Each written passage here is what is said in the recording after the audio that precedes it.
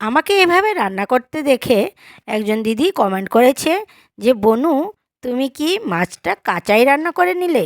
হ্যাঁ, এই মাছগুলো এভাবেই কাঁচা রান্না করতে হয়। এগুলো বাঁশপাতা মাছ বা কাজুলি মাছও বলা হয়।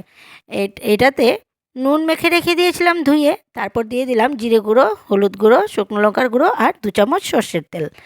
এবার আমি এটাকে হালকা হাতে মাছগুলোকে মেখে রেখে দেবো 10 থেকে 15 মিনিট। তারপর কড়াইতে আমি কালো জিরে ফোড়ন দিয়ে সর্ষের তেলে আমি মাছটাকে 3-4 মিনিট রাখবো। তারপর এটাকে আমি দিয়ে দেব ঝোল। ধনেপাতা দিয়ে দেব অল্প সময়ে, মানে বড় জোর এটা 7 থেকে 10 মিনিটের মধ্যে রান্না করে নিতে হবে, তা না হলে মাছগুলো ভেঙে যায়। আর এভাবে রান্না করে খেতে মাছগুলো মানে খুবই সুস্বাদু। এই মাছগুলো তেমনভাবে সাতলাতে হয় না, এগুলো নরম মাছ, এগুলোকে এইভাবে রান্না করেও খাওয়া যায়। আর আমি মনে করি সাতলানো থেকে এভাবে রান্না করাটাই খুব বেশি টেস্টি।